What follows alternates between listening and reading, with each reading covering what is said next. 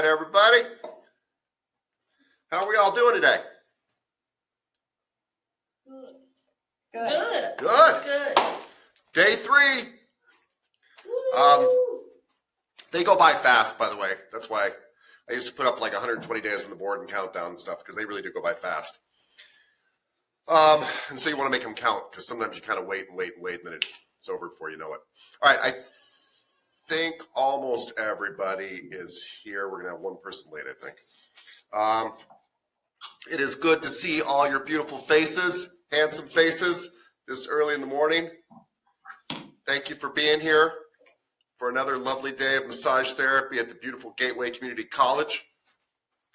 Let's do a little gratitude to kick things off and then take things from there. I saw that everybody completed their assignment from yesterday, which is fantastic. So we are good to go. Thank you so much. Makes your teacher very happy. Miss Harper. I know. She's like, no. Miss Harper, just one thing you're grateful for. Did I have breakfast? Yeah, what are you having for breakfast? I only have bagels and banana and some cocoa. It sounds healthy. Yeah? That's all. Yeah. In the morning. Yeah. Yeah. Good. Thank you. Thank you. Thank you. Miss Stanley, what are you grateful for today? I'm grateful for sleep. Yeah. Yeah. Yeah. Well, I was really tired driving home, and so I was happy to get home and go to bed. yeah. It was a late night. Yeah. Anyway, good. Sleep is the most important thing you can do for your health. Literally the number one thing. Yeah. All sorts of studies show that. Also, the number one thing you can do for your mind, too. Good. Well, I'm glad you got sleep. I'm glad you're bright-eyed and bushy-tailed this morning. Miss Hanson, what are you grateful for today, madam? I'm grateful that my son will sit here and quiz me on the pronunciations of all these muscles that we're learning. Yes. Yes. What's your son's name? Noah. Noah, thank you very much. Your mom needs lots of help. She's, not a very strong student, and you're going to have to help her a lot. So thank you, Noah. I appreciate that. Cool. Might get you through the class. Awesome. Thank you, Miss Hanson. Miss Monreal, what are you grateful for today? Yeah. I'm thankful to just be getting my routine down a little bit more, driving out here, bring things like a sweater because it's cold in here sometimes, remembering my books, just things like that. Deodorant. I have to pack my bag in the morning and I forget a bunch of things. So I'm grateful that I'm getting my schedule or my routine down. Yeah, that's fantastic. A little bit better. Yes. We're glad you're getting here on time and you're remembering your deodorant. Those are two pretty important things. I'm sure you're glad about that. Thank you. Thank you. Thank you. Ms. Torres. Ms. Torres, what are you grateful for today?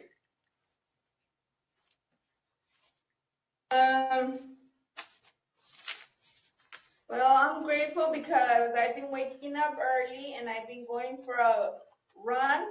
Oh, geez, you're motivated. Walk. But yeah, I usually do it in the evenings because I don't like to wake up that early. But well, now things have changed, so I'm thankful that I've been able to do it, and I feel really good. So at least 30 minutes, but it feels awesome. That's amazing. It's amazing. Yeah. I think I ran out to my kitchen this morning. That was about it. Awesome. Good. Miss Yanez, what are you grateful for today? I'm grateful for my parents who are helping me pay my bills while I'm in school since I had to adjust my work hours. And in exchange, they just asked that I massage them with the stuff I learned at school. So it's a good deal for both of you. And as a parent, I can tell you investing in your child's education is about the best way they can spend their money. They will get that back over and over and over again. So, but I'm really happy that you have people supporting you in your life. So it's fantastic. I'm 51 years old, and I feel like my parents still jump in there and support me from time to time. They're like, we'll help out. Miss Petrie, what are you grateful for today? There you go. Hi.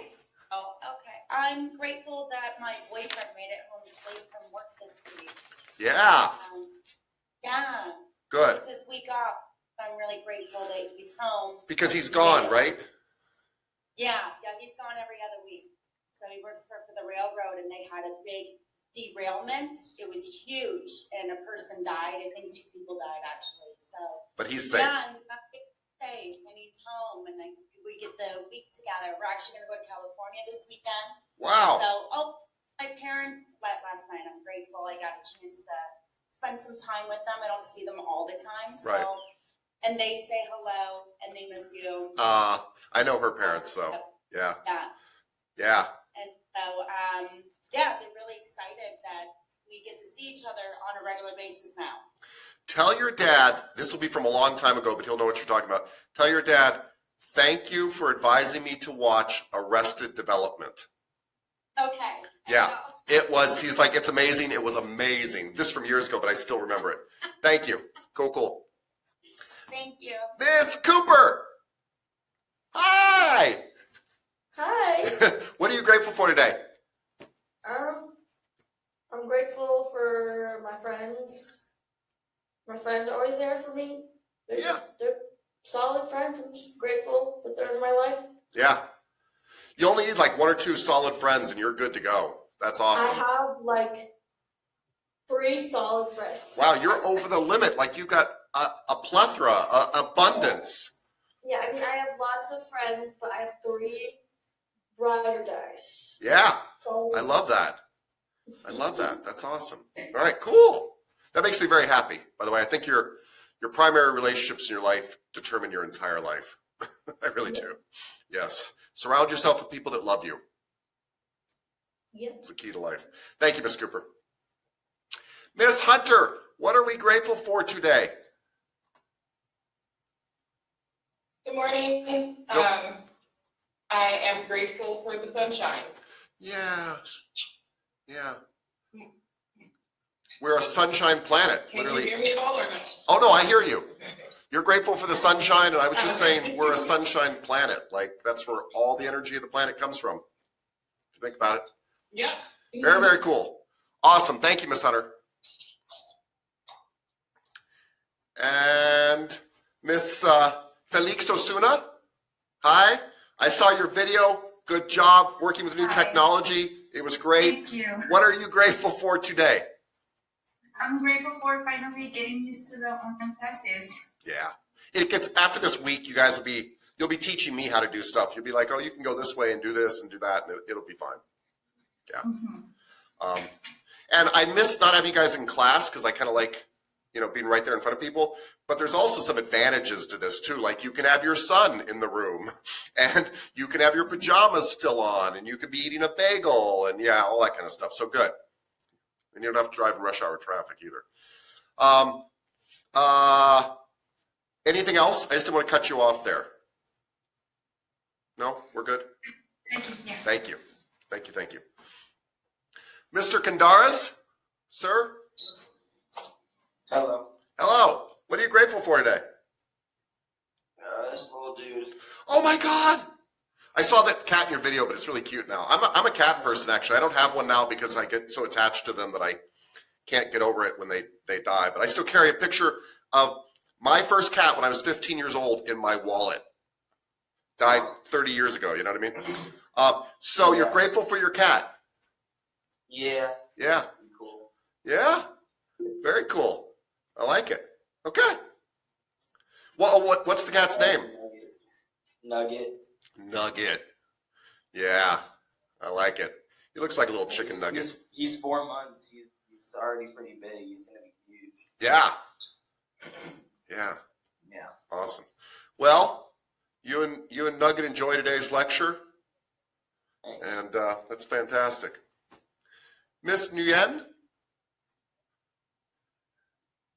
What are you grateful for today? Yeah, hi everybody. Hi. I get for today and my husband every day and he teach me and English. I learn every day when he teach me, and I want to in the thank you in the Jennifer, and she helped me yesterday, and Good. and I have the very good in the partner and the hunter. Yeah. Yes. Yeah, you're doing amazing. I can't imagine having to like translate everything. So you're doing great. You're doing great. Yeah. Just stick with us. Yeah, you'll be fine. Yeah, thank you so much. And I'm sure you have to put in literally, I mean, let's all be honest, you probably have to put in 4 times the effort. Yeah. You have to work 4 times as hard as many of us. So we're all there to help you. And yeah. Thank you. Yes. Thank you. Thank you. And I'm glad your husband's helping. Good. Yeah. Good. Miss Mora. Miss Mora, what are you grateful for today? Good morning. I'm grateful that I made it just on time. I was connected on my phone. I saw that, I was driving back home. I'm so sorry it disconnected the area where I'm at. It's poor signal. But I came in and I was trying to find the invite and my laptop was low battery. So I was kind of struggling. I'm like, I hope he doesn't call my name before I'm connected, but I'm grateful for that. For making it on time. Awesome. Cool. All right. I want to make sure I didn't miss anybody, but I think that's everybody. Yes. Did I miss anybody? Yell at me if I did. Good. Okay. So before we get into today's lecture, so what kind of happened yesterday was we kind of did a little lecture. You had a reading assignment. You took a little quiz on the reading assignment. You had all night to do that. You had all night to read. And then we usually have a follow-up like refresher quiz in the morning of like what was covered yesterday. Again, open book, easy to do. There's a lot of repetition, and it's because, again, I don't believe really in teaching. I believe in training. You have to do something over and over and over again. So I just opened it up in your assignments. If you go to your assignments, there is a new assignment there. It's a little quiz. You need to do that first before we get into today's lecture with new material, if that makes sense. I will be here if you have any questions. I am going to call one of the students who's not on this call right now and see what's going on with them. Just make sure that they're not having a hard time getting on the conference call. But I'm here. Yeah. So go into your assignments. It should be still labeled number 2. Let me tell you, it's going to say number 2 test. MT3 tools. Don't let the word test freak you out. Again, open book. Oh, it's all open book, right? And Ms. Hanson, it's not fair, but I'll even let Noah help you if you want. So, okay, you know, that's fine by me. We know it's going to happen anyway, right? Cool. Thank you. He might like that. I don't know. All right, let's talk about chapter 7. By the way, we are starting with these chapters because they're fairly light. We're starting with them too because they give you a general perspective of massage. We are going to get into much meatier stuff here very quickly. But chapter 7 is very similar to chapter 3, to be very honest with you. And we just kind of like to make sure we're all on the same page, so to speak. So I'm going to share my screen with you. And make sure your mics are muted if you're not talking right now. And let me share the screen here.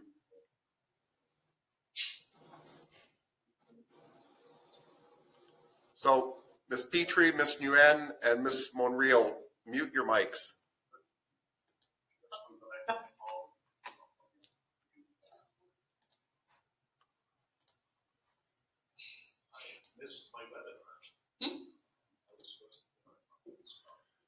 Ms. Nguyen, mute your mic. Yeah. Mute your mic. Turn off your mic. Okay. Oh, I'm sorry. That's okay. It just gives us background noise, that's all. Okay. Current slide, boom. Hopefully, you all, once again, see a screen here. Oh, hold on, and I'm gonna get this up out of the way. Okay, good stuff. Okay, so do you all see a screen that says body dynamics and yada, yada, yada, chapter 7? Cool, okay, good stuff. Let's put that there so you can see me better. All right, let's talk about body dynamics. This is actually a big deal because it's easy to do one massage. It's very hard to do a lot of massages. And body dynamics plays into this.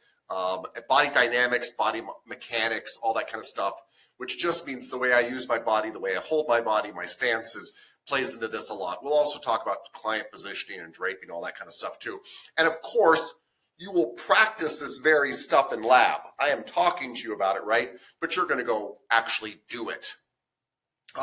This is also stuff that if we never taught you it, eventually, if you didn't injure yourself, you'd figure it out after years of massage because you just can't make it in the industry if you don't start to figure out how to use your body the right way. But it's not usually taught. People just kind of, at least in the past, have figured out we're going to be teaching it. And it's something I want you to really think about because we want you to get maximum power with the least effort, to be very honest. So,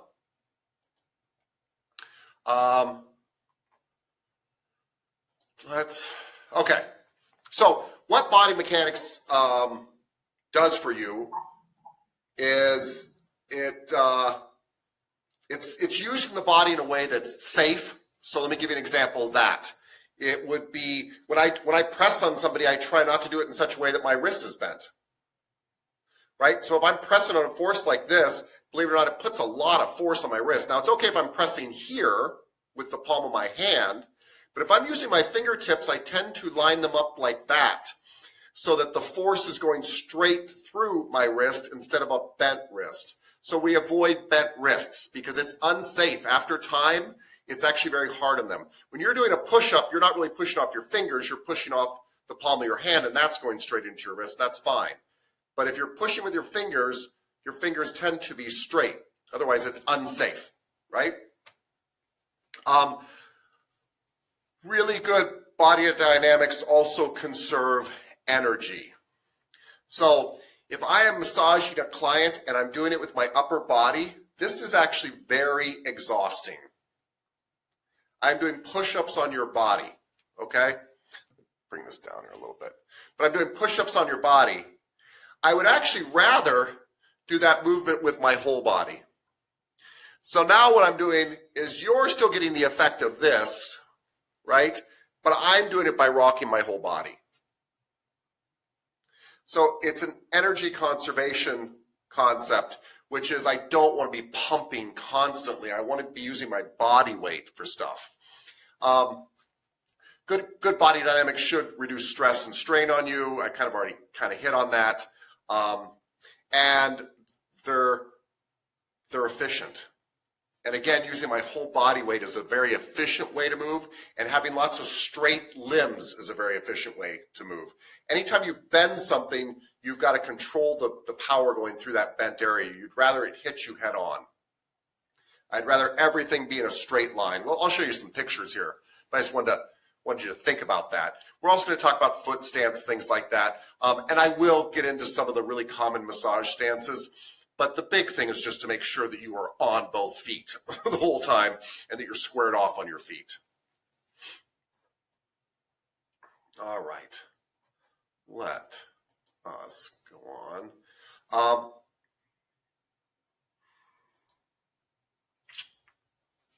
Sorry, I skip over some of these slides because I think they're a little bit rudimentary. I think some of these chapters are a little bit rudimentary, actually. So the other thing we want you to think about is, people worry about posture. But one of you mentioned it, I think it was Miss Stanley, I hope I'm right, Miss Stanley, about a good night's sleep. Doing massage is extremely, extremely taxing. I wish I could tell you it's easy. It is not easy. Now, In and out. Can you hear me? what? Yeah, I can hear you. Okay, you were kind of glitching out. I couldn't hear you for a second. Oh, sorry, Miss Stanley. I was just saying that you mentioned a good night's sleep. Oh, okay. And that's part of wellness. And what I'm trying to talk about is the concept that it's extremely important that you are well so that you can help other people be well. And massage takes an awful lot of emotional and mental and physical stamina.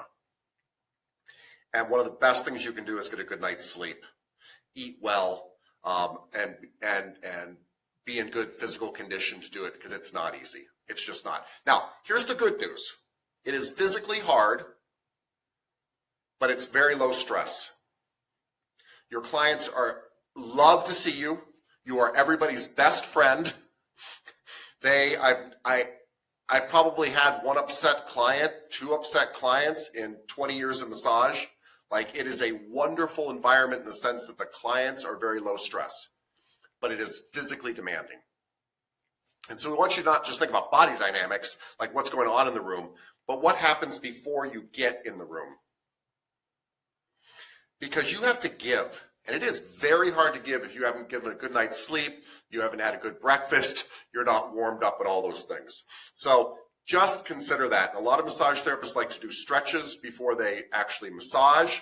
Some massage therapists do stretching while they massage. We'll talk about that later. But do some stretches before they massage and be a little bit warmed up before they go into their massage room. Especially stretching out your wrists and your hands. Getting all that kind of stuff stretched out. Yep. Makes a big difference. Stretching out your low back helps too, because you're kind of moving and all that kind of stuff. Again, if you have any questions, chime in.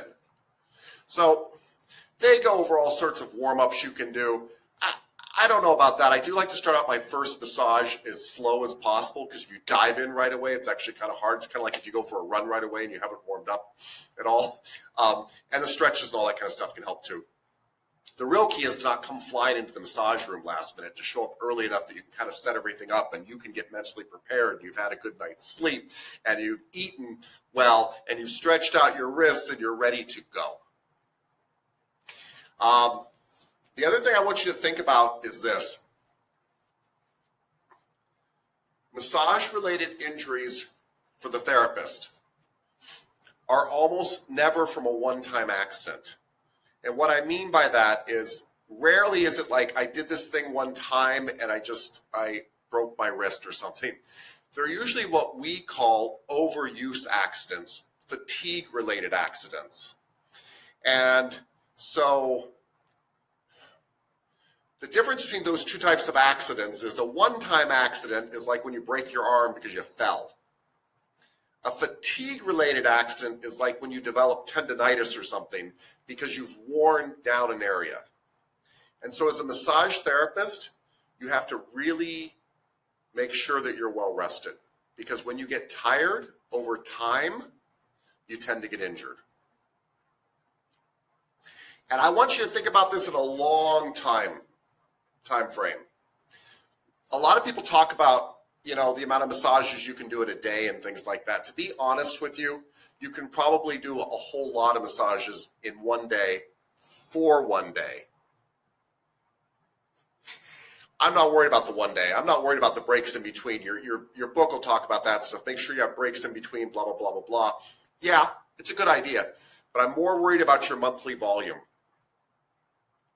Right? Day one's fine. I've done 10 massages in a day. Right? That wasn't so bad. Day 2 gets harder, and 3 and 4 and 5 and 6. So you're running a marathon, not a sprint. And the injuries that we tend to see in massages is when somebody's doing too many massages per day for months on end, for years on end. That's when they start to get wrist problems, thumb problems, shoulder problems, elbow problems, back problems, foot problems, things like that.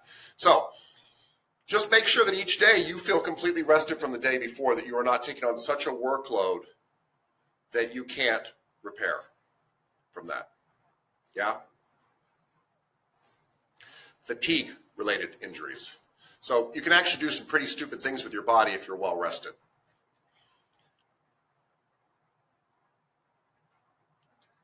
Oh, and they mentioned sitting here too. Yeah, it's really true. I talked about this yesterday, but I do sit for the head of the massage, for your head and neck, and I sit for feet too, because it gives me two places that I don't need the same kind of power I do for your legs and your back and such, and I can sit down and rest. I'm also not just sitting down to rest, I'm sitting down to change positions, right? You just don't want to stay in the same position a long time.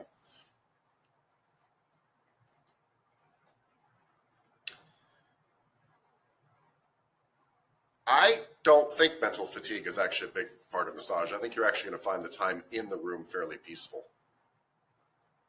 You know, and you do want to be mindful in the sense you want to be mindful of how you're feeling and how the client's feeling, but you're going to find the time in the room with the client, once you're in there working, tends to be very, very peaceful. So it's a really beautiful thing. It's a really beautiful occupation that you're pursuing.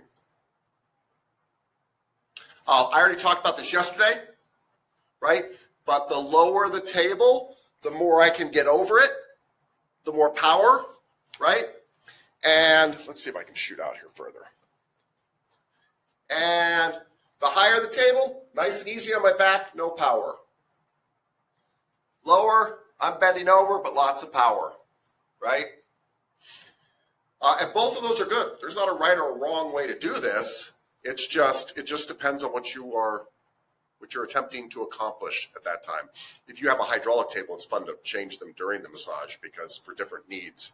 And the client won't even know you're kind of massaging them and pushing on the foot pedal. And hopefully you've played with those a little bit in lab already, but if not, do it today. Use that to your advantage. Not going to talk to you about clothing. You can obviously know to wear loose, comfortable clothing. So this chapter goes into foot stance. It's true, by the way, what this chapter is talking about. Foot stance is very true. I'm more interested in it for a very different point of view when we get to feet and learn how to work on feet. Your feet are really fascinating. They actually have 3 arches to them. So if this is your foot, well, it'd be like this. If this was your foot, this is actually 2 arches. There's one on the inside and one on the outside. And that's like the sides of the triangle in this drawing. But what a lot of people don't think about is there's also an arch that your foot is curved over this way. So there's an arch under here, which is the top part of that triangle that's in that picture. And you tend to stand on your heel, on your big toe, and on your little toe. Not really on your big toe and your little toe, but the metatarsals that are underneath them. You haven't learned about metatarsals yet, but you will. Anyway, you tend to stand on these 3 points. I'm really interested in this because there's also 3 arches being activated there. And actually, when you walk, believe it or not, your foot is designed to smush down every time. If you think about it, feet are absolutely amazing. They're tiny little chicken bones, and they carry around your 80 to 280 pounds, and they don't break. And that's because they do this incredible thing where they smush. All 3 of those arches smush out every time you walk, run, jump. Anyway, when you're doing massage, don't just stand on your heels. Don't just stand on your toes. Try to let all 3 of those points hit the ground so you are grounded. That's what the book's talking about. Later when we do feet, we'll be talking more about those arches. Feet are amazing. Amazing.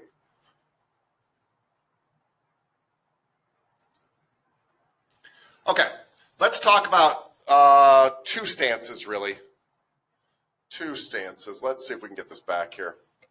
The most common stance you will use in massage therapy is called the archer's stance. And all it means is my feet are not going the same direction. One foot's going forward, my back foot's going out this way. This is called archer's stance. And we tend to use it on the side of massage tables. So you do it without even thinking about it quite often when you're doing massage. But we tend to use archer's stance when we're at the side of a massage table. I've got one foot going out, I've got the other one going back. The one going back out to the side here is stabilizing me right to left. My front foot is going forward because that's the direction of my power. Yeah, and notice when I massage, My arm's not really moving that much. It's my body that's moving. Yeah, I see somebody moving with me in the video. Thank you. There's a lot of power to this. There's a lot of power to this. If any of you guys watch like boxing or MMA or any of that stuff, watch how they punch, because they don't do this. They punch from their center of gravity. They move their body forward when they punch. And that's why it hurts so much. Just hitting something like that is actually not very effective, but they move their body into it. They commit. And we do the same thing with massage. My arms move a little bit, but it's really my body that's delivering that. And the archer stance is most appropriate for the side of the massage table. I'm in some kind of archer stance here, and I'm working that way. You will do this all day long. All day long. Some people, by the way, call it the lunge stance or the bow stance, but archer stance is most common. And you will hear this in continuing ed classes. They'll talk about archer stance, things like that. We just find it's a fairly stable stance, and it directs your energy in the correct direction.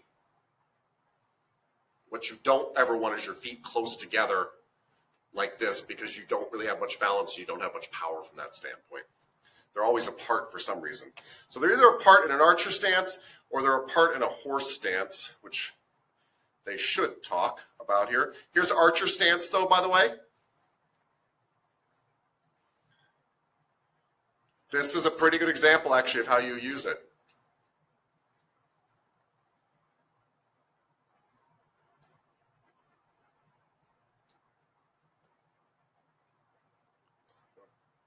And the other one is horse stance. Horse stance is when both your feet are facing forward and you're kind of squatted down. Most therapists do this when they're at the side of a table. I don't use this stance very much because I don't massage very much like that. I don't stand and face my client at the table head on. I do a little bit, but I'm usually working in an archer stance front and back here, right? Or I'm at the head of the table or the foot of the table facing it head on still. I don't do a lot of stuff like this. It doesn't mean it's wrong if you do. I'm just telling you I don't do a lot of this horse stance stuff. But if I do, I have my legs apart and I am rooted down into my feet fully. And it might sound like we're making a big deal out of a little thing, but think about this. You are only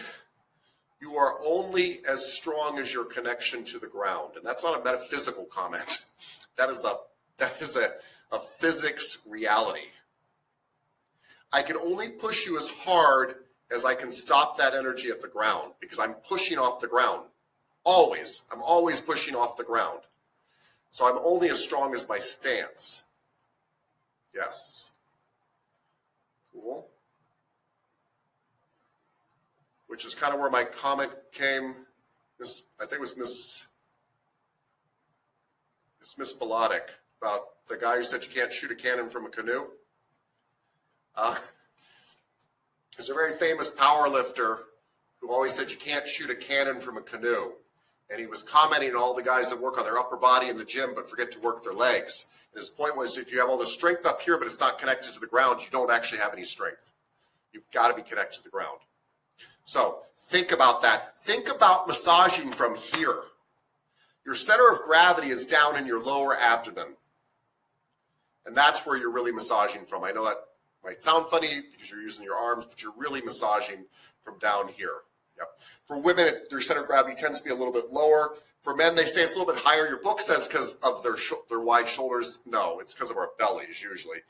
But somewhere down this lower abdomen is where your center of gravity is. And that's where you're really massaging from. And you'll watch massage therapists, they tend to do this. You'll even watch, they tend to kind of do this. Watch moms when they're holding a baby. They tend to kind of rock from their center of gravity. It's the most comfortable kind of thing to do. Come on. So, this is kind of interesting about core stability. You guys always hear about like core strength building, all that kind of stuff. Well, it's important because of what I just said. You really are moving from your core. In fact, your leg's job is to create a foundation and carry you to locations. Your arm's job is to manipulate when you get to those locations. We'll talk a lot more about that when we get to kinesiology. But my core connects my upper body to my lower body. And let me move this out here so we can really talk about core. Okay, hold on, everybody. And sorry, I need to be able to see myself. Oh, bear with me, everybody.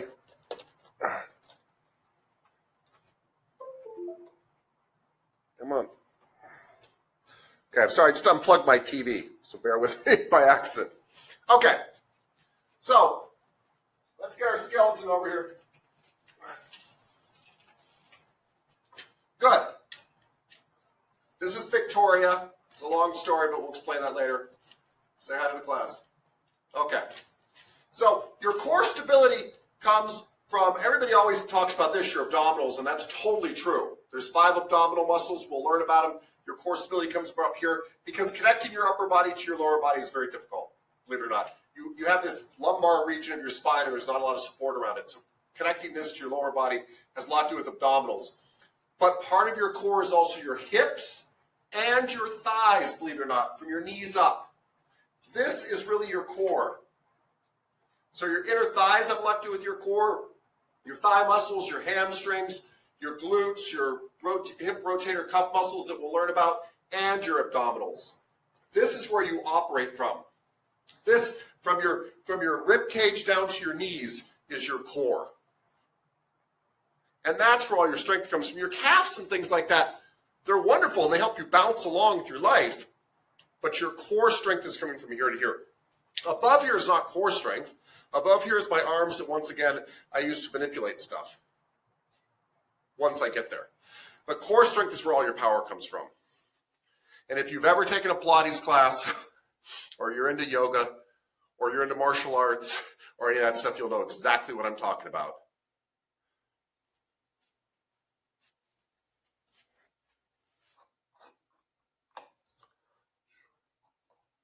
All right.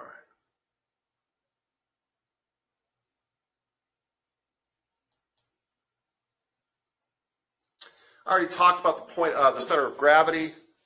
Let me click on through here.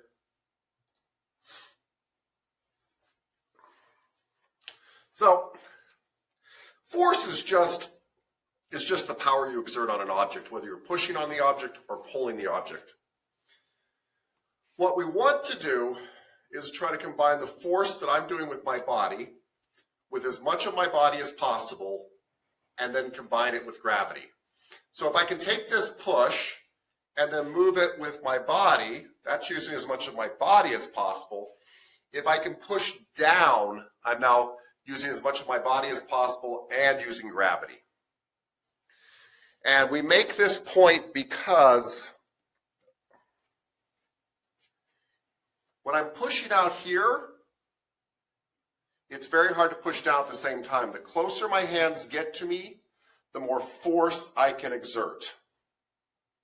So I think we have a picture of that in here. Let's see if we do. But we want to get you near the thing that you are pushing on. So this gentleman here, there's nothing wrong, by the way, you will use all 3 of these moves. There's nothing wrong with what he's doing. But he has a tremendous amount of more force pushed into the back in the 3rd picture in C, because he is over his move. Now, would I want to be doing A too sometimes? Yes. But when I'm doing A, it's because I'm stroking up the back. I'm not trying to put as much force down. As that person needs more and more power, I get closer and closer to my arms. So none of those are wrong or right, but force goes in different directions. And the closer he gets the force of his arms to the force of gravity, the more power he has, and that's in C.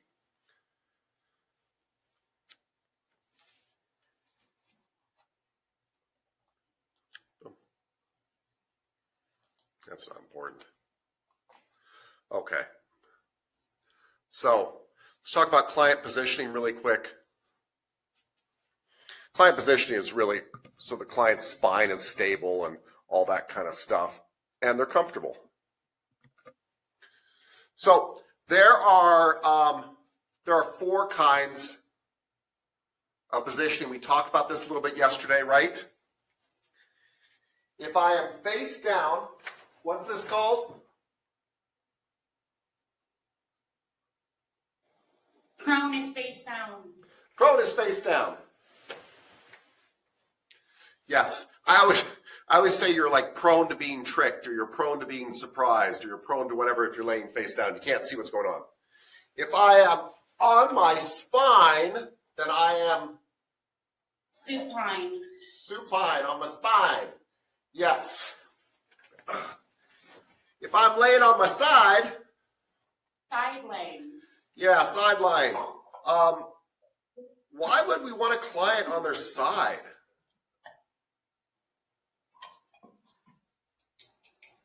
Pregnant. Pregnant is one really good reason, and probably the most common reason. So, pregnant clients are not supposed to lay on their belly. That's obvious. But they're not supposed to lay on their back either. Because when I lay on my back, if I'm pregnant, the weight of the child actually pushes down on the abdominal aorta and cuts off blood to both me and the child. So that's a problem. So with pregnant clients, we tend to bolster them and put them like this, and we put something underneath their head, and we give them something to hug, and we massage them from their side. And so instead of massaging back to front, we massage like right side to left side. So something to think about is some massage therapists do all their massage sideline because there's other advantages to sideline. By the way, it's not my favorite way, but that's not because it's not a really good way. It's not my favorite way because I wasn't trained that way originally, so I'm kind of stuck in a certain mode. But I know therapists that Giving massage that way. You get massage that way? Helps with stretching. I can get into the spine in different ways around the spine area and different angles and ways that kind of make you stand out from somebody else as well. Very good point. So the standing out part is really important.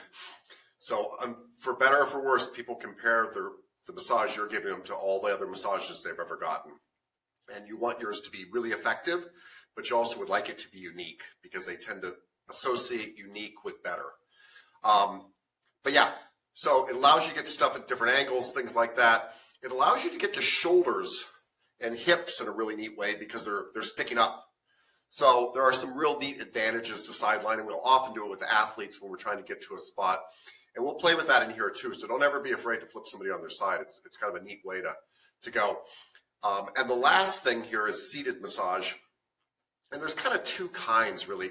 There's the chair massage we saw yesterday where you're really in a chair and you're being supported by your glutes and your legs are kind of folded underneath the chair and your head's down in a face cradle. But the other one is just being in a chair. So just being seated in a chair, and sometimes you'll do this in an office. And the key with this is that their feet need to be firmly on the ground and their elbows need to be on their knees or on a desk to support them, because you're trying to support them in 3 areas. You're trying to support them at their feet, their buns, and their elbows, right? And that's just an option like in an office. And I actually used to work for a place called Stress Busters, like, I don't know, 25 years ago. And we would go to offices. We didn't use a special massage chair, and we'd go to offices and go around to people's cubicles and massage them for 15 minutes. And the companies would pay for it. It's kind of cool.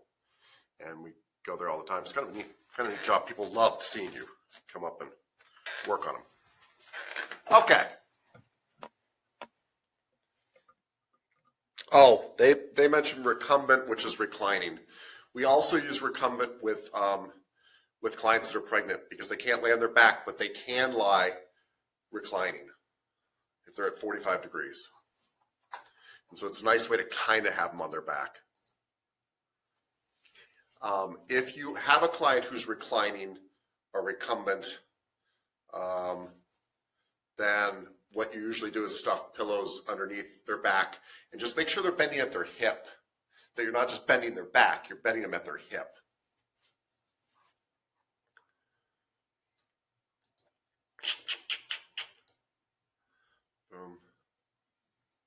Wait, did they talk about, hold on everybody. Yeah, all right. So this is actually kind of important.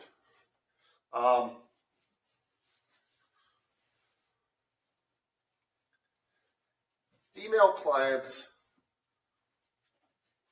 with large breasts, sometimes it's not comfortable for them to lay face down on a table, right? And it might not be comfortable for lots of reasons. So it might not be comfortable because they just had surgery or something. And that's a problem. I want to make sure you can see the table. Yep, there we go. But it also might not be comfortable because their breasts might be causing their back to kind of arch like this or something. But anyway, it can be very crushing.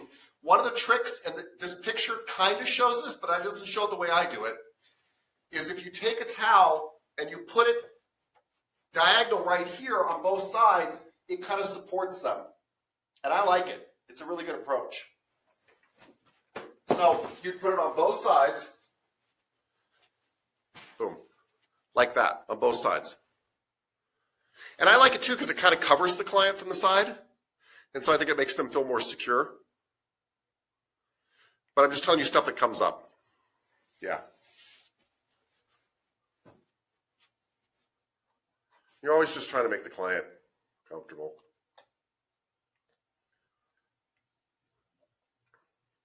And by the way, sorry, I was just trying to think of all the variables here. It's okay to ask the client, like, hey, would you be more comfortable with a towel underneath your shoulder? Would you like to put that there? You don't even have to necessarily do all this for them, right? You can just ask them really quickly. And everything I ask is just kind of matter of fact. Like everything just happens all the time. It's totally normal.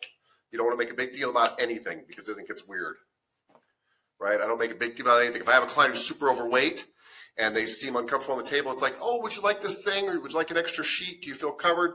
But it's just like it's normal. It happens all the time. You know, don't ever want anybody to feel kind of awkward. And most stuff is normal. Most stuff does happen all the time. It would take a lot to surprise me at this point. Let's see here. We already saw this yesterday, this peaceful person. They're showing you how to roll up a towel. That's right. So this semi-reclining position where a client is sitting up like in a recliner that you might use for a client who's pregnant or somebody who simply couldn't lay flat on their back. It does happen sometimes. It's called Fowler position. I mention that because the book's going to ask you about it. I can't remember the last time somebody in the industry has called it the Fowler position, but it's something good to know. And the whole point is you put a wedge under their back or multiple pillows under their back, or you have a really fancy massage table or an aesthetics table, if you're an esthetician, that folds right there. And you just make sure it folds at their hip. But it's called Fowler position, and it just means that they're reclining, usually at 45 degrees. So 45 degrees is about like that. Fowler position. Silly. The rest of the world calls it reclining or recumbent. That's a good example. That is not 45 degrees, by the way. That is less. But that's, and I would argue that the client needs to be bending more at the hip here. But anyway, it's a good thing. Sidelining. They're just saying when somebody's in a sideline position, their hips and knees are usually flexed. Of course they are. They're in a fetal position. That's what's nice about it. That's the other nice thing about sideline. The therapists I know that love it say that their clients like being in a fetal position. And think about it. When you lay in bed, I bet you, if you're laying on your side, I bet you lay in a fetal position. I know I've got like 47 pillows in my bed. And I've got them like stuffed between my legs and under my neck, and I'm hugging a couple more because it's very comfortable when you sleep.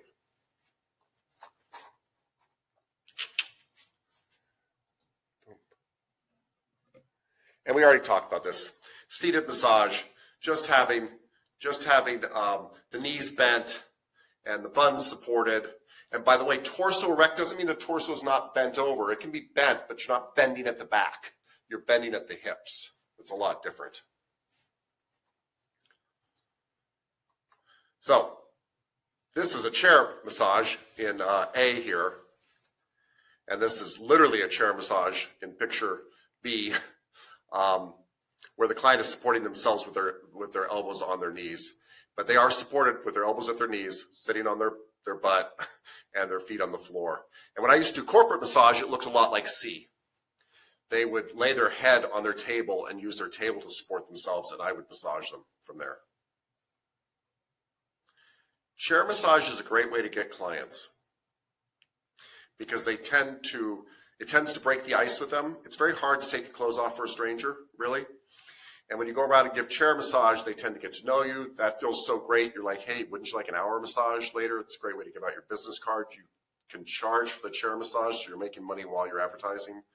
And then you can grab clients that way. And we will be doing chair massage, and we'll probably be doing chair massage events too. So, questions, thoughts, ponderances? No.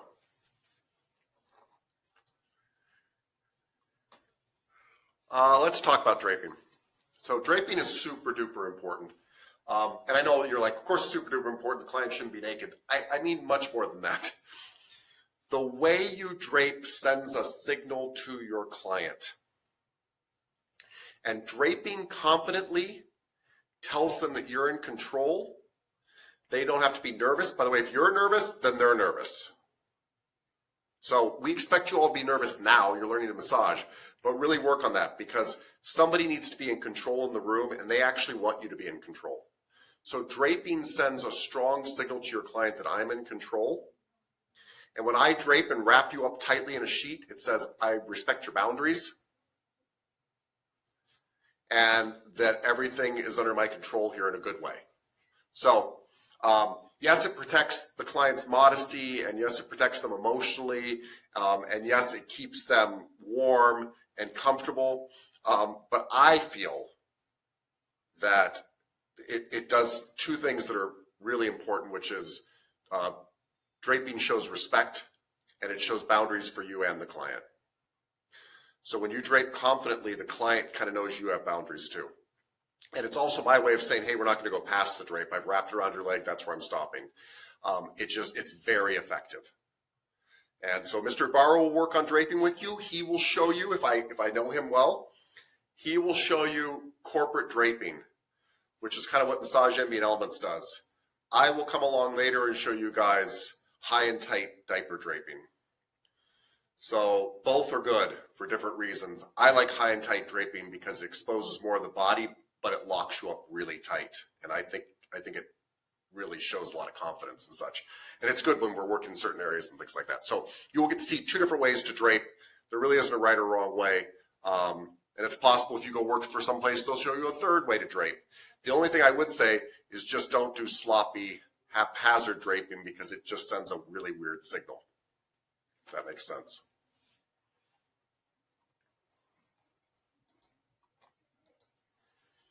Not going to talk about sheets. We talked about them yesterday. Turning the client over. I wish I had Mr. Ibarra here right now. He's not available right now. But let me show you something about turning the client over. So, this person in the picture is doing it the right way as far as I'm concerned. So there are tricks. By the way, there are places where when they go to turn you over, what they do is they say, I'm going to look away, and you turn over. And they do this. And they really do look away, and they really can't see, but you are laying down there completely naked, flipping over, and then they cover you back up. Don't do that. I don't know why people do that. What we do here, and what you're going to do everywhere, and probably for the rest of your life, please, is I actually lean against the table here with my hips. So I'm holding this side of the sheet. You can't pull it away. I lift this side up to make a tent, and you flip over. And then I don't care which way you flip over. A lot of therapists care like turn left, turn right. There is no such thing as left or right when you're laying down. It really confuses people. But this way, whether you turn over that way or whatever, you're covered the entire time. Yeah? In fact, if there's students in the class, let's say there's somebody at the head of the table, I can also take this towel. I've always got an extra sheet at the head. I can almost cover up your whole head and have you turn.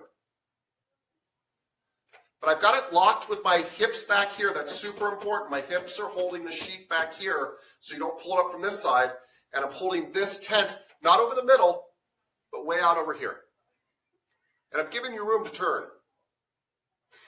And here's the other weird part that took me a while to learn is in the beginning I would look away because I wanted to be polite.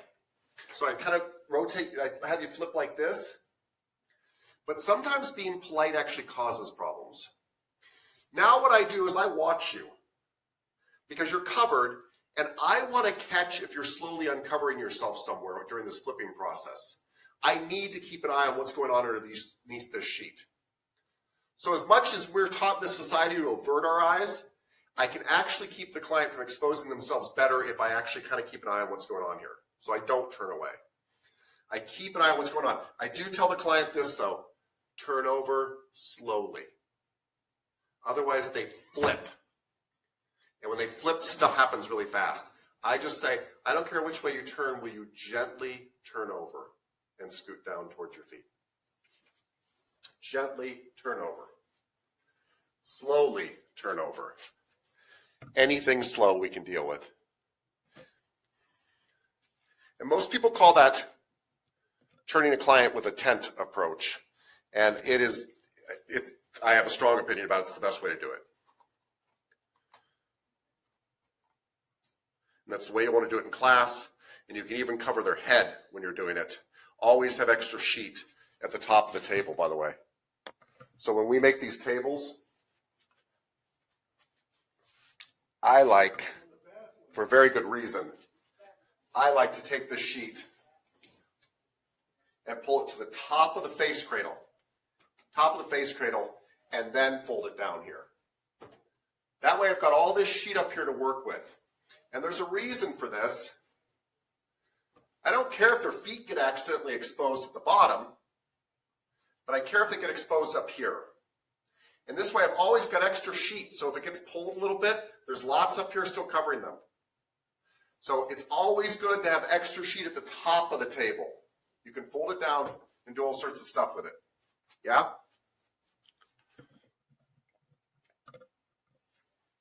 And by the way, this is just like a preview of coming attractions, right? You will be doing this stuff in lab. You will be doing it for 8 months.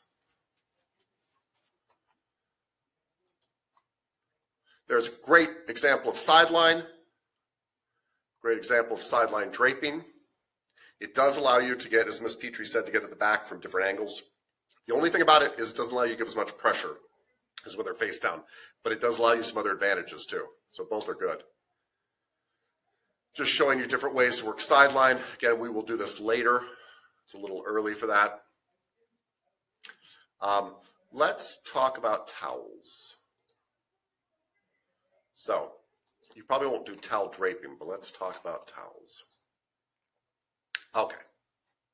We're going to get Victoria to help us learn about abdominal draping. And again, don't worry, we're not doing this today. But I like you to see everything once before we actually do it. So, Victoria, come on the table here.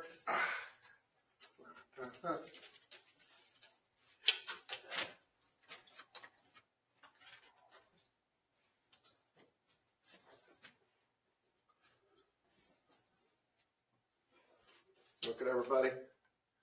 We all see Victoria. So, what I'm about to show you all is what's called breast draping. And it's where we drape the breast so we can get to the abdominals. So Victoria loves abdominal massage.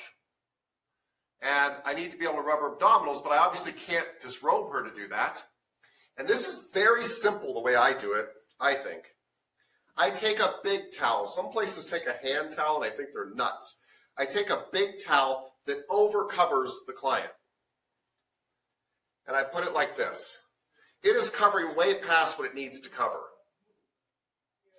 And then I very simply hold the top part of the towel and pull this side of the sheet down, hold this side of the towel and pull this side of the sheet down, and I take it down sometimes to what's called your as-is, which are the bumps on your hip, and I tuck it in right here. Now the abdominals are here. The towel is actually too big, so then what I'll do is scooch the towel up a little bit. And I'm actually pulling from the bottom to make sure I catch breast tissue so that I'm not exposing the client. And then it's perfect. I've got all this done. Do abdominal massage.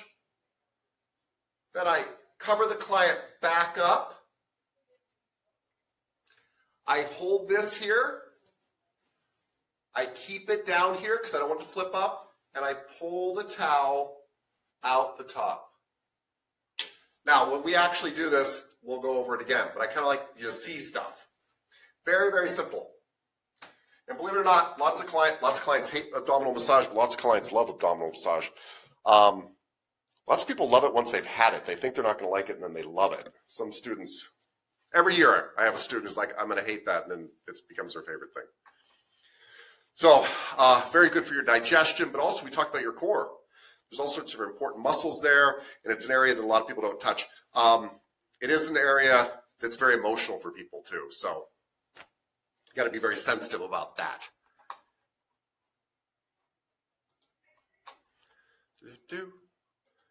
Skipping all this. Oh, yeah, this is kind of interesting. So,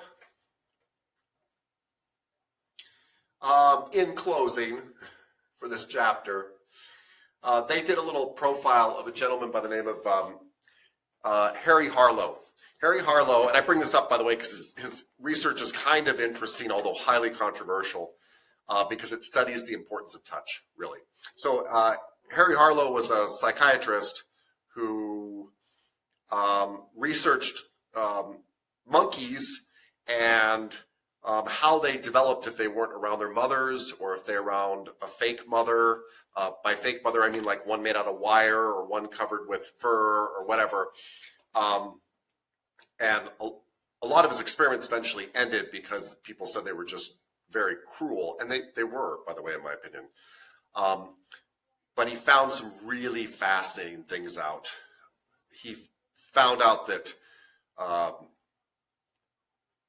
touch was highly, highly crucial to the monkeys developing properly, which we all would be kind of like, duh. He found out that they essentially went crazy if they were denied interaction with their mother, that they would bond with anything that they could, even an inanimate object, if that was the only choice they had. And they always thought this had to do with food, but it didn't even have to do with food. They just found out that the monkeys literally needed touch for two reasons. As some of you pointed out in your introduction videos, thank you, that they needed it actually for their mental and their emotional well-being to develop properly into adulthood. So his studies are really fascinating for that reason. And the other thing that's really interesting about his stuff is he worked for a little while with another scientist called Maslow. And does anybody know what Maslow is famous for?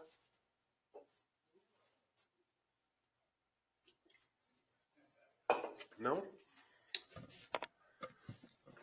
right.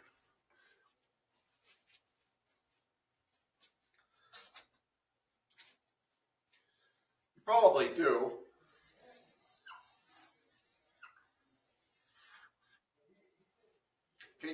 Can you see that?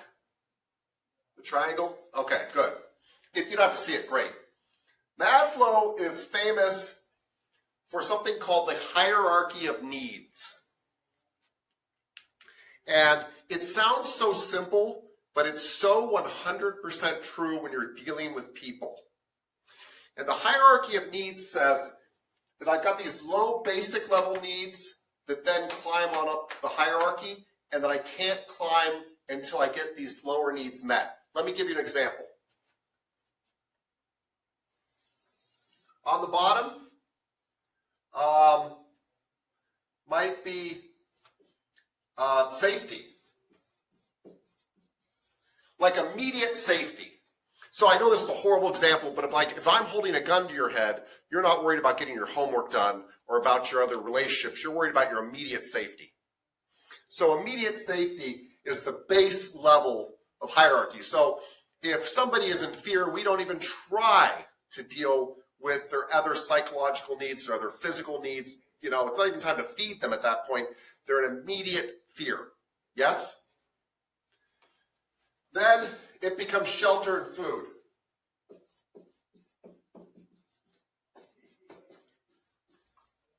If you're not in immediate fear, you have to eat and you need shelter. And again, if you're truly hungry, if you don't know where your next meal is coming from, you're not worried about your emotional relationships. You're not worried about getting your homework done. You're not worried about someone. You might be worried, by the way, but you can't do anything about it. I'm not talking about being kind of hungry. I'm talking about if you are actually worried about not having shelter and food, you can't get to the next need. This is important as a massage therapist too. We're heading towards that.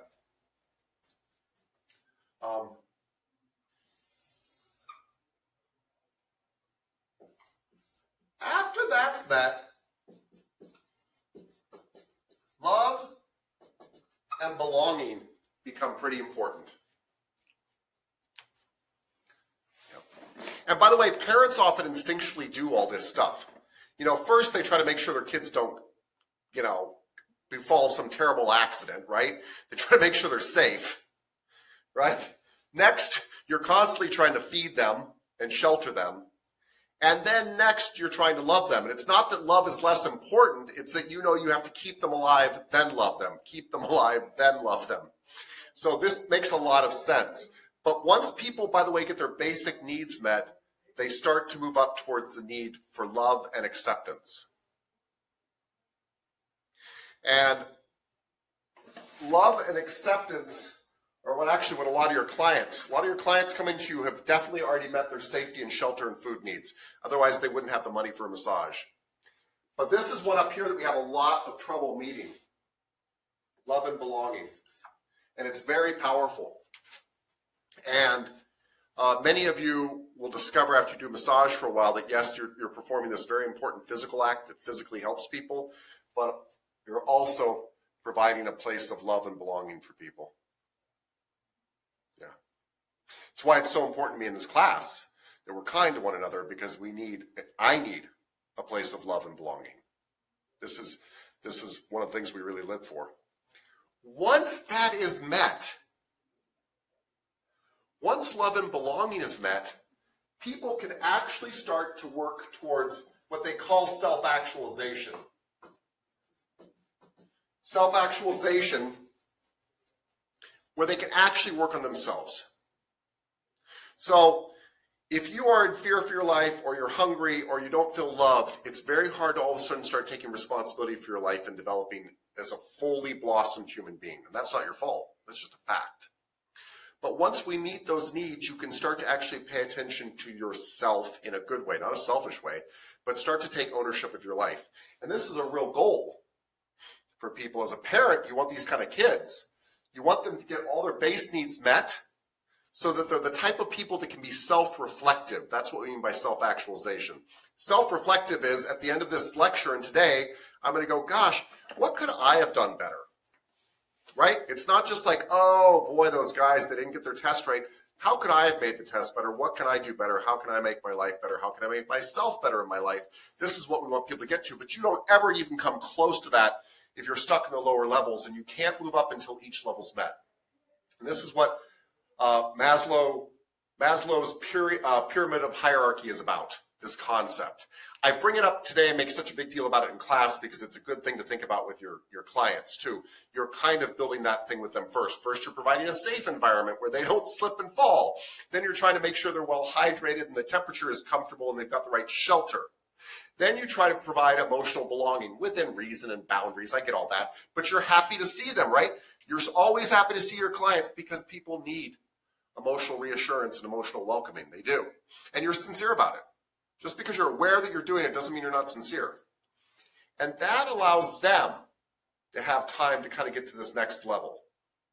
And sometimes they have profound realizations on your massage table because you provided this kind of thing. And it's the thing we try to do for everybody. It also lets you know what to do with somebody in crisis.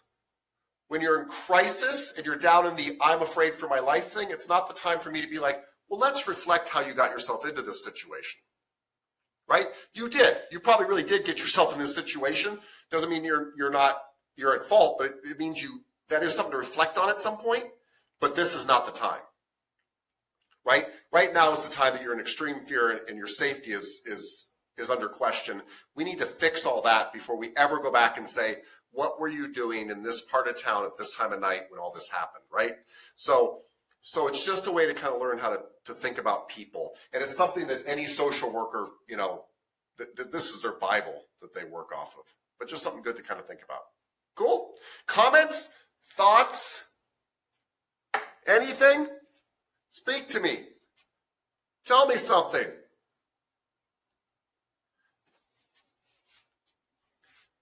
Okay.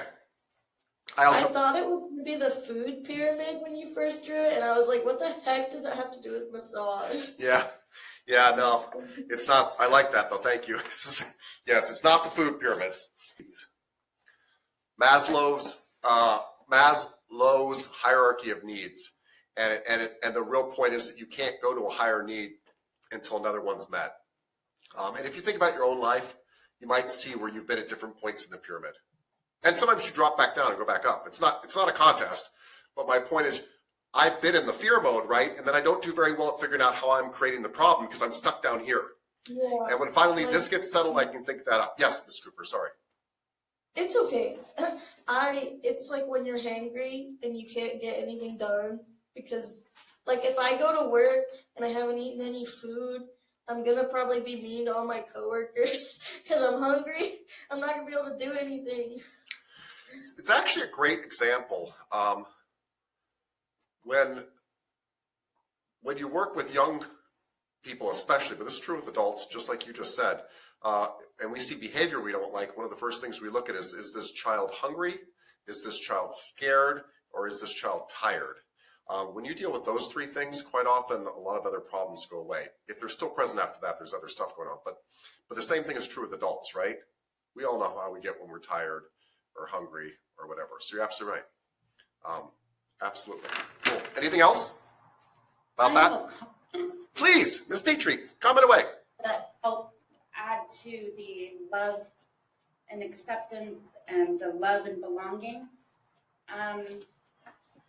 You're going to have clients that are going to feel very comfortable with you, and they are going to adore you, and they are going to love their sessions with you. They are also going to talk to you about everything that is going on in their life or anything that has happened that has affected them in the past. Yeah. They're going to cry, they're going to be emotional, and try not to carry that with you when you leave this session, because it can really be damaging in the long run. Yeah. And I don't know if this helps, and I hope you'll all take it the right way, because I really mean it the right way. But I call it like caring while you're on the clock, right? So I sincerely, truly, it's something I think about and work on. Care that you graduate. I care that you feel safe here. I care that we have a fun time together. I sincerely like you. We form relationships and bonds. But I also sincerely try not to think about you when I leave work because I have kids to think about. I have myself to think about. I have a girlfriend to think about. And I can't carry it outside of my work. And you do the same thing with clients. You listen and you care. And then you also realize that's part of your job. And you need to leave that behind because you have a life to carry on after that. So well said. Well said. Yeah, it can also it can hurt your body to carry it. Yes, hurts your body. And it hurts your future clients, by the way, too. You're no good if you're not okay. So your job is not to take on people's problems. Right? What are some tools to help you leave that? So every person's answer to this is different. And the reason that sounds like a cop-out, but the reason I say that is it depends kind of what makes you tick, so to speak, like what telling yourself will help. For me, what helps a lot is to remind myself, okay, I like to think that I'm a giving person. That's probably not always true, by the way, but I like to think I'm a giving person, and I really care about people. And so what I remind myself is I can't care about you if I'm not taking care of me. So it helps me a lot. It helps me to like not tell myself a lie. I even do it with my own kids, right? I can't be a good parent if I'm not taking care of myself. It helps me draw a boundary.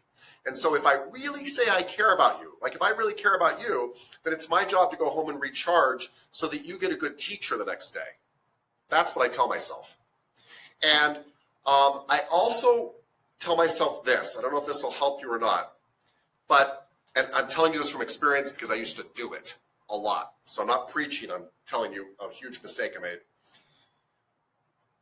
It's a bit arrogant on my part to think that I really understand your problems and can really solve them for you.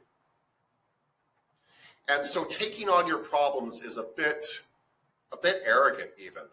My job is not to do that for you. My job is to help support you so you can work through your problems. It's the same thing you do as a parent, right? You can't fix all your kids' problems. Your job is to support them while they go through them. And if I really care about you,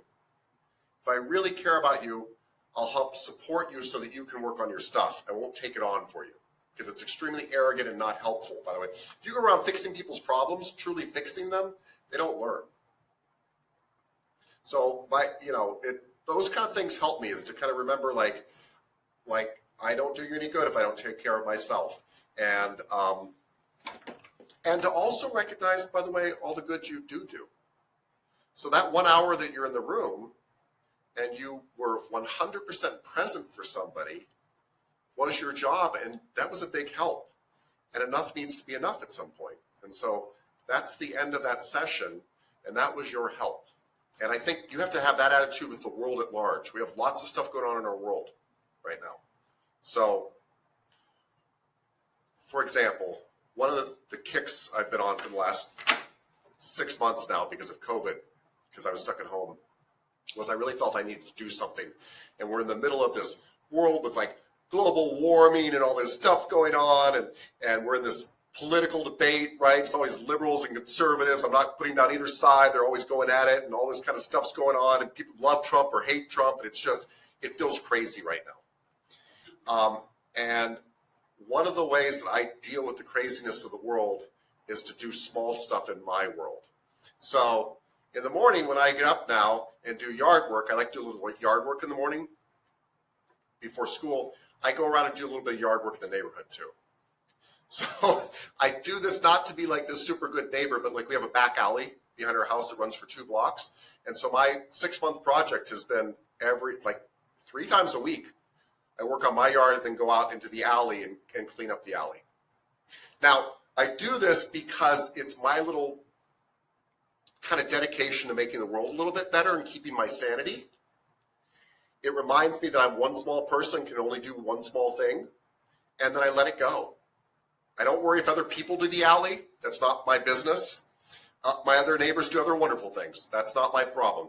My problem is to go do my one small act and get out of it. And then my day goes really well, and I really kind of like the fact that I've contributed a little bit to my community because I recognize that my community contributes to me. Like I recognize all of you are making my day better right now. Right? You all chose to show up here. You're all choosing to listen to me. You're all choosing to support one another. You're making my day better, so I need to make a little contribution. When I'm in the massage room, I make a little contribution, and that's all I can do. Like, you can't do more. So recognizing kind of your limits and doing a little bit and then letting it go is a big help for me. It really, really is. Do something small, because if we're all doing small stuff in the world, I think it would go very well. And what I have found out, by the way, is we are. I bet all of you probably don't even know it, are doing stuff for other people that you even forget about. It just makes their day a little bit better. It might be like when somebody cuts you off in traffic and you don't lose your cool and you just let it go. That is something you did that is positive, and it's a little thing. So when the clients lay on the table and they're telling me how hard their life is, and I go, wow, that must be really hard. Like, I hear you. That's my contribution. and then I let it go. The alley behind my house gets dirty again. The weeds grow back, but I do my little part and I let it go, you know? And that's where the sanity is, I think. But going back there and freaking out doesn't help anybody. They need, the best thing you can do, by the way, is you teach by example. So if you really care about your client, show them an example of boundaries, right? You do the same thing to your kids, everything. Teach by example. That's a big thing. You can't tell somebody like, hey, you got to take care of yourself, but I'm taking on all your stuff. You got to teach them how you can care and detach at the same time. So that was a very long-winded answer. Sorry, it's a very complex thing. But I hope that gave you some stuff to think about. And by the way, we will be doing more contemplative stuff like this as the course progresses. We're going to be watching some TED Talks and just talking about this type of stuff that doesn't have an exact right answer to. It's one of my favorite things about massage and life and teaching and parenting.